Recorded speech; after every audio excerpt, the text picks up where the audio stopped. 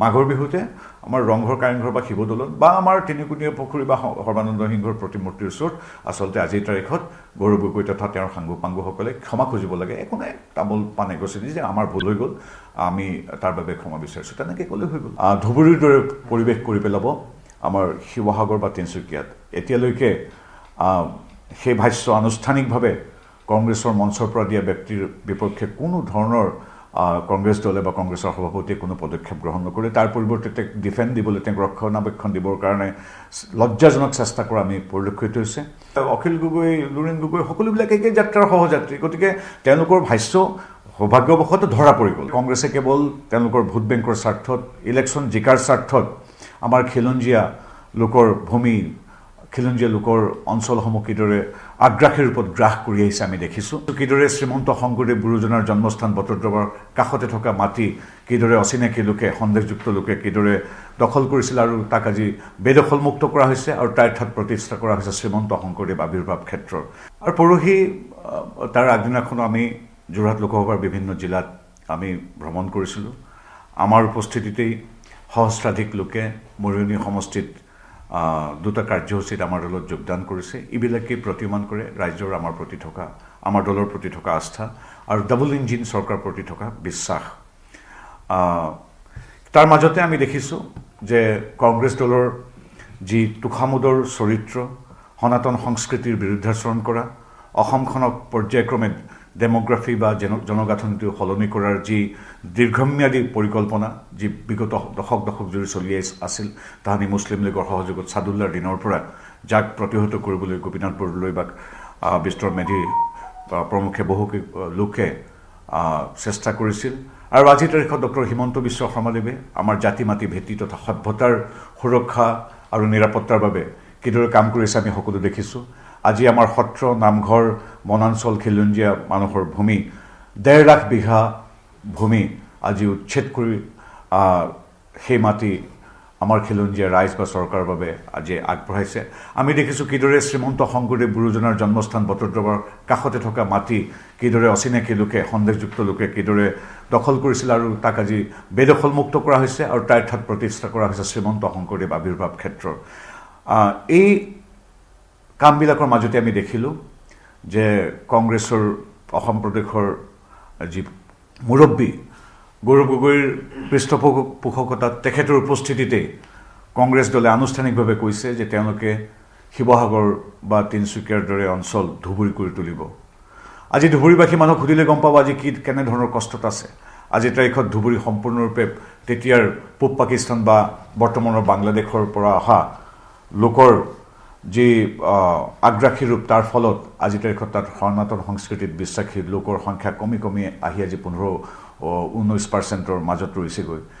গতিকে এই কথাবিলাকে এইটোৱে প্ৰতিমান কৰে কংগ্ৰেছে কেৱল তেওঁলোকৰ ভোট বেংকৰ স্বাৰ্থত, ইলেকশ্যন জিকাৰ স্বাৰ্থত আমাৰ খিলঞ্জীয়া লোকৰ ভূমি, খিলঞ্জীয়া লোকৰ অঞ্চলসমূহ কিদৰে আগ্ৰাসী ৰূপত গ্ৰাস কৰি আহিছে আমি দেখিছোঁ। আৰু আমি পুনৰবাৰ ধিক্কাৰ দিছোঁ কংগ্ৰেছ তথা গৌৰৱ গগৈ বা ৰেজাউল কৰিমৰ দৰে কংগ্ৰেছ নেতাৰ যি এক জাতি ধ্বংসকাৰী ব্লুপ্ৰিণ্ট তেওঁলোকে ৰচনা কৰিছে, তাক ধিক্কাৰ দিছোঁ। আৰু আজি কেৱল এয়া আমাৰ নিজৰ দলটোৰ ভাষ্য নহয়, সমগ্ৰ অসমৰ সৰ্বসাধাৰণ তথা বিভিন্ন অৰাজনৈতিক সংগঠন, ছাত্ৰ সংগঠন সকলো আজি ওলাই আহিছে যে এনেধৰণৰ যিটো কংগ্ৰেছৰ ব্লুপ্ৰিণ্ট তাক প্ৰতিহত কৰিবলৈ। এই ব্লুপ্ৰিণ্ট পূৰ্বৰ পৰা আছিল, কিন্তু আজি তেওঁলোকৰ মুখত এটা স্বীকাৰোক্তিলৈ পৰিণত হৈছে। আজি স্বীকাৰ কৰিছে কংগ্ৰেছ দলে যে হয়, তেওঁলোকে ধুবুৰীৰ দৰে পৰিৱেশ কৰি পেলাব আমাৰ শিৱসাগৰ বা তিনিচুকীয়াত। এতিয়ালৈকে সেই ভাষ্য আনুষ্ঠানিকভাৱে কংগ্ৰেছৰ মঞ্চৰ পৰা দিয়া ব্যক্তিৰ বিপক্ষে কোনো ধৰণৰ কংগ্ৰেছ দলে বা কংগ্ৰেছৰ সভাপতিয়ে কোনো পদক্ষেপ গ্ৰহণ নকৰে। তাৰ পৰিৱৰ্তে তেওঁক ডিফেণ্ড দিবলৈ, তেওঁক ৰক্ষণাবেক্ষণ দিবৰ কাৰণে লজ্জাজনক চেষ্টা কৰা আমি পৰিলক্ষিত হৈছে। আমি এটাই কথা ক'ব বিচাৰোঁ, কংগ্ৰেছ দলে তেনেধৰণৰ যিসকল ব্যক্তি আছে, তেওঁলোকৰ নেতা আছে, সকলোকে বহিষ্কাৰ কৰাটো উচিত আচলতে, যদিহে তেওঁলোকে সঁচাকৈ নিজৰ মাতৃভূমিক ভাল পায়। আৰু সভাপতি গৌৰৱ গগৈ আচলতে এতিয়া শিৱসাগৰবাসী ৰাইজ বা আমাৰ তিনিচুকীয়াবাসী ৰাইজৰ ওচৰত ক্ষমা খোজাটো উচিত।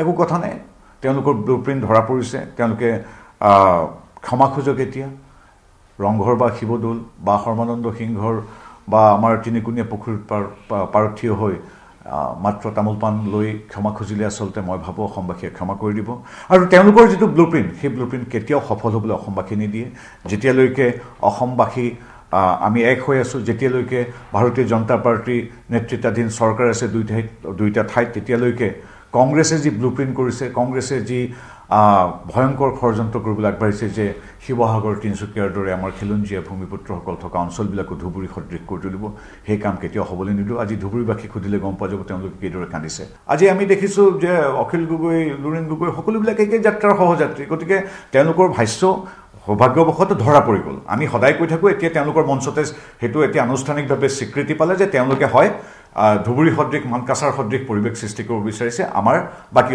অঞ্চলত কিমান ডাঙৰ কথা আজি ধুবুৰীত আছিল আগতে কোচ ৰাজবংশী এখন সাম্ৰাজ্য সেইখন আজি কি হৈ গ'ল আজিকালি মিয়া অধ্যুষিত মিয়াৰ সাম্ৰাজ্য সেই মিয়াৰ সাম্ৰাজ্য তেওঁলোকে ৰেপ্লিকেট কৰিব বিচাৰিছে তেওঁলোকে কৰিব বিচাৰিছে আমাৰ অসমৰ অন্যান্য প্ৰান্তত এই কথা কেতিয়াও হ'বলৈ নিদিওঁ এতিয়া পুনৰবাৰ কৈছোঁ যে মাঘৰ বিহুতে আমাৰ ৰংঘৰ কাৰেংঘৰ বা শিৱদৌলত বা আমাৰ তিনিকুণীয়া পুখুৰী বা সৰ্বানন্দ সিংহৰ প্ৰতিমূৰ্তিৰ ওচৰত আচলতে আজিৰ তাৰিখত গৌৰৱ গগৈ তথা তেওঁৰ সাংগু পাংগুসকলে ক্ষমা খুজিব লাগে একো নাই তামোল পাণ এগছি দি যে আমাৰ ভুল হৈ গ'ল আমি তাৰ বাবে ক্ষমা বিচাৰিছোঁ তেনেকৈ ক'লে হৈ গ'ল গতিকে এইটো কথাটো কিন্তু খুব সহজ নহয় পুনৰবাৰ কৈছোঁ যে কংগ্ৰেছৰ যিটো ব্লুপ্ৰিণ্ট তাহানিৰ দিনৰ পৰা চলি আছিল মুছলিম লীগৰ যিটো ব্লুপ্ৰিণ্ট তাহানিৰ দিনৰ পৰা চলি আছিল সেই ব্লুপ্ৰিণ্ট এতিয়াও বিদ্যমান আমি কৈ আছোঁ আৰু আমাক সেইটো কথাত সাম্প্ৰদায়িক বুলি ক'লে নহ'ব আমি কোনো নিবিচাৰোঁ আমাৰ খিলঞ্জীয়া হিন্দু মুছলিম খ্ৰীষ্টান জৈন বুদ্ধিষ্ট শিখ সকলো মানুহৰ মিলনভূমি আমাৰ যি শিৱসাগৰ কথা কওক বা যোৰহাটৰ কথা কওক ডিব্ৰুগড় লখিমপুৰ এই অঞ্চলবিলাকত আজিৰ তাৰিখত ডেম'গ্ৰাফিক চেঞ্জ কৰি কেৱল ভোটৰ স্বাৰ্থত হাজাৰ হাজাৰ মিয়া মানুহ মেলি দিয়াৰ যিটো পৰিকল্পনা এওঁলোকে কৰিছে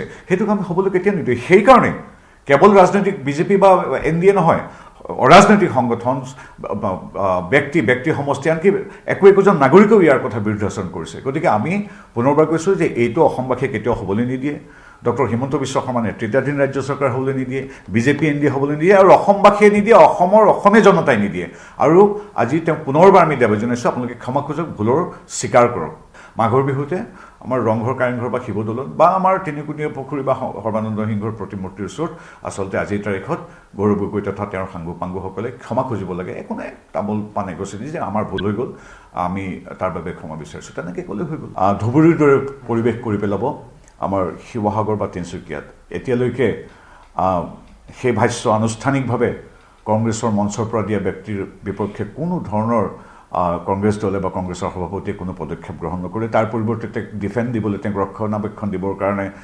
লজ্জাজনক চেষ্টা কৰা আমি পৰিলক্ষিত হৈছে অখিল গগৈ লুৰিণ গগৈ সকলোবিলাক একে যাত্ৰাৰ সহযাত্ৰী গতিকে তেওঁলোকৰ ভাষ্য সৌভাগ্যবশতঃ ধৰা পৰি গ'ল কংগ্ৰেছে কেৱল তেওঁলোকৰ ভোট বেংকৰ স্বাৰ্থত ইলেকশ্যন জিকাৰ স্বাৰ্থত আমাৰ খিলঞ্জীয়া লোকৰ ভূমি খিলঞ্জীয়া লোকৰ অঞ্চলসমূহ কিদৰে আগ্ৰাসী ৰূপত গ্ৰাস কৰি আহিছে আমি দেখিছোঁ কিদৰে শ্ৰীমন্ত শংকৰদেৱ গুৰুজনাৰ জন্মস্থান বটদ্ৰৱাৰ কাষতে থকা মাটি কিদৰে অচিনাকি লোকে সন্দেহযুক্ত লোকে কিদৰে দখল কৰিছিল আৰু তাক আজি বেদখলমুক্ত কৰা হৈছে আৰু তাৰ ঠাইত প্ৰতিষ্ঠা কৰা হৈছে শ্ৰীমন্ত শংকৰদেৱ আৱিৰ্ভাৱ ক্ষেত্ৰৰ আৰু পৰহি তাৰ আগদিনাখনো আমি যোৰহাট লোকসভাৰ বিভিন্ন জিলাত আমি ভ্ৰমণ কৰিছিলোঁ আমাৰ উপস্থিতিতেই সহস্ৰাধিক লোকে মৰিয়নি সমষ্টিত দুটা কাৰ্যসূচীত আমাৰ দলত যোগদান কৰিছে এইবিলাকেই প্ৰতিমান কৰে ৰাজ্যৰ আমাৰ প্ৰতি থকা আমাৰ দলৰ প্ৰতি থকা আস্থা আৰু ডাবল ইঞ্জিন চৰকাৰ প্ৰতি থকা বিশ্বাস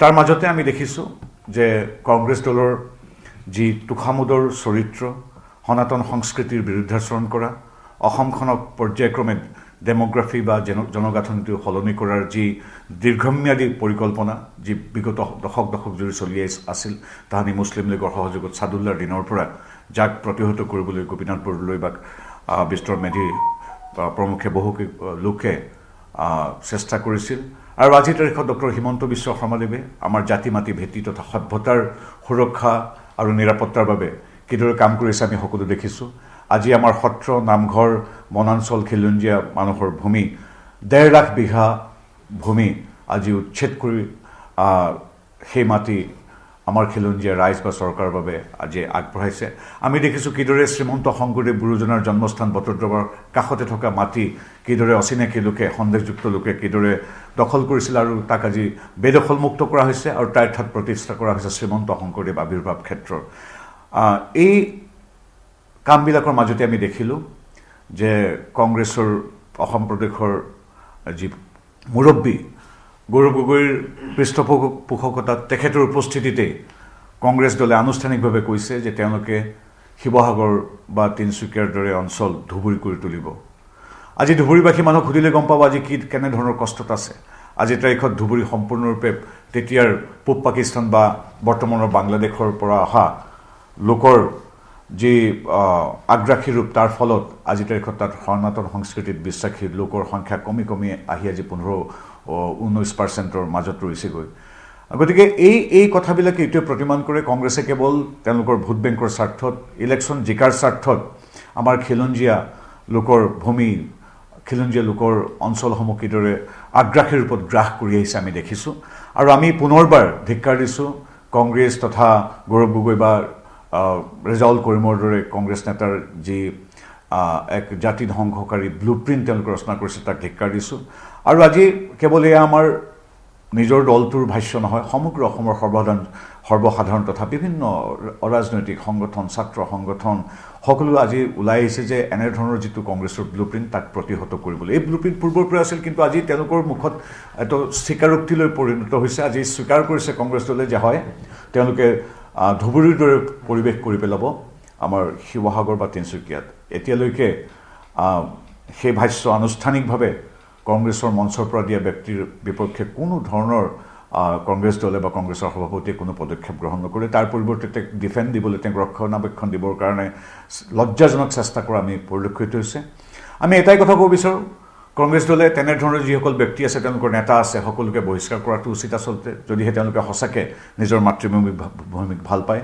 আৰু সভাপতি গৌৰৱ গগৈ আচলতে এতিয়া শিৱসাগৰবাসী ৰাইজ বা আমাৰ তিনিচুকীয়াবাসী ৰাইজৰ ওচৰত ক্ষমা খোজাটো উচিত। একো কথা নাই, তেওঁলোকৰ ব্লুপ্ৰিণ্ট ধৰা পৰিছে, তেওঁলোকে ক্ষমা খোজক। এতিয়া ৰংঘৰ বা শিৱদৌল বা সৰ্বানন্দ সিংহৰ বা আমাৰ তিনিকুণীয়া পুখুৰীৰ পাৰত থিয় হৈ মাত্ৰ তামোল পাণ লৈ ক্ষমা খুজিলে আচলতে মই ভাবোঁ অসমবাসীয়ে ক্ষমা কৰি দিব। আৰু তেওঁলোকৰ যিটো ব্লুপ্ৰিণ্ট, সেই ব্লুপ্ৰিণ্ট কেতিয়াও সফল হ'বলৈ অসমবাসী নিদিয়ে। যেতিয়ালৈকে অসমবাসী আমি এক হৈ আছোঁ, যেতিয়ালৈকে ভাৰতীয় জনতা পাৰ্টীৰ নেতৃত্বাধীন চৰকাৰ আছে দুইটা ঠাইত, তেতিয়ালৈকে কংগ্ৰেছে যি ব্লুপ্ৰিণ্ট কৰিছে, কংগ্ৰেছে যি ভয়ংকৰ ষড়যন্ত্ৰ কৰিবলৈ আগবাঢ়িছে যে শিৱসাগৰ তিনিচুকীয়াৰ দৰে আমাৰ খিলঞ্জীয়া ভূমিপুত্ৰসকল থকা অঞ্চলবিলাকো ধুবুৰী সদৃশ কৰি তুলিব, সেই কাম কেতিয়াও হ'বলৈ নিদিওঁ। আজি ধুবুৰীবাসীক সুধিলে গম পোৱা যাব তেওঁলোকে কিদৰে কান্দিছে। আজি আমি দেখিছোঁ যে অখিল গগৈ, লুৰিণ গগৈ সকলোবিলাক একে যাত্ৰাৰ সহযাত্ৰী। গতিকে তেওঁলোকৰ ভাষ্য সৌভাগ্যবশত ধৰা পৰি গ'ল। আমি সদায় কৈ থাকোঁ, এতিয়া তেওঁলোকৰ মঞ্চতে সেইটো এতিয়া আনুষ্ঠানিকভাৱে স্বীকৃতি পালে যে তেওঁলোকে হয় ধুবুৰী সদৃশ, মানকাছাৰ সদৃশ পৰিৱেশ সৃষ্টি কৰিব বিচাৰিছে আমাৰ বাকী অঞ্চলত। কিমান ডাঙৰ কথা। আজি ধুবুৰীত আছিল আগতে কোচ ৰাজবংশীৰ এখন সাম্ৰাজ্য, সেইখন আজি কি হৈ গ'ল? আজিকালি মিয়া অধ্যুষিত মিয়াৰ সাম্ৰাজ্য। সেই মিয়াৰ সাম্ৰাজ্য তেওঁলোকে ৰেপ্লিকেট কৰিব বিচাৰিছে, তেওঁলোকে কৰিব বিচাৰিছে আমাৰ অসমৰ অন্যান্য প্ৰান্তত। এই কথা কেতিয়াও হ'বলৈ নিদিওঁ। এতিয়া পুনৰবাৰ কৈছোঁ যে মাঘৰ বিহুতে আমাৰ ৰংঘৰ, কাৰেংঘৰ বা শিৱদৌলত বা আমাৰ তিনিকুণীয়া পুখুৰী বা সৰ্বানন্দ সিংহৰ প্ৰতিমূৰ্তিৰ ওচৰত আচলতে আজিৰ তাৰিখত গৌৰৱ গগৈ তথা তেওঁৰ সাংগু পাংগুসকলে ক্ষমা খুজিব লাগে। একো নাই, তামোল পাণ এগছি দি যে আমাৰ ভুল হৈ গ'ল, আমি তাৰ বাবে ক্ষমা বিচাৰিছোঁ, তেনেকৈ ক'লে হৈ গ'ল। গতিকে এইটো কথাটো কিন্তু খুব সহজ নহয়। পুনৰবাৰ কৈছোঁ যে কংগ্ৰেছৰ যিটো ব্লুপ্ৰিণ্ট তাহানিৰ দিনৰ পৰা চলি আছিল, মুছলিম লীগৰ যিটো ব্লুপ্ৰিণ্ট তাহানিৰ দিনৰ পৰা চলি আছিল, সেই ব্লুপ্ৰিণ্ট এতিয়াও বিদ্যমান। আমি কৈ আছোঁ আৰু আমাক সেইটো কথাত সাম্প্ৰদায়িক বুলি ক'লে নহ'ব। আমি কোনো নিবিচাৰোঁ আমাৰ খিলঞ্জীয়া হিন্দু, মুছলিম, খ্ৰীষ্টান, জৈন, বুদ্ধিষ্ট, শিখ সকলো মানুহৰ মিলনভূমি আমাৰ যি শিৱসাগৰ কথা কওক বা যোৰহাটৰ কথা কওক, ডিব্ৰুগড়, লখিমপুৰ, এই অঞ্চলবিলাকত আজিৰ তাৰিখত ডেম'গ্ৰাফিক চেঞ্জ কৰি কেৱল ভোটৰ স্বাৰ্থত হাজাৰ হাজাৰ মিয়া মানুহ মেলি দিয়াৰ যিটো পৰিকল্পনা এওঁলোকে কৰিছে, সেইটোক আমি হ'বলৈ কেতিয়া নিদিওঁ। সেইকাৰণে কেৱল ৰাজনৈতিক বিজেপি বা NDA নহয়, অৰাজনৈতিক সংগঠন, ব্যক্তি সমষ্টি, আনকি একোজন নাগৰিকেও ইয়াৰ কথা বিৰুদ্ধাচৰণ কৰিছে। গতিকে আমি পুনৰবাৰ কৈছোঁ যে এইটো অসমবাসীয়ে কেতিয়াও হ'বলৈ নিদিয়ে। ডক্টৰ হিমন্ত বিশ্ব শৰ্মা নেতৃত্বাধীন ৰাজ্য চৰকাৰ হ'বলৈ নিদিয়ে, বিজেপি NDA হ'বলৈ নিদিয়ে, আৰু অসমবাসীয়ে নিদিয়ে, অসমীয়া জনতাই নিদিয়ে। আৰু আজি তেওঁ পুনৰবাৰ আমি দাবী জনাইছোঁ, আপোনালোকে ক্ষমা খোজক, ভুলৰ স্বীকাৰ কৰক।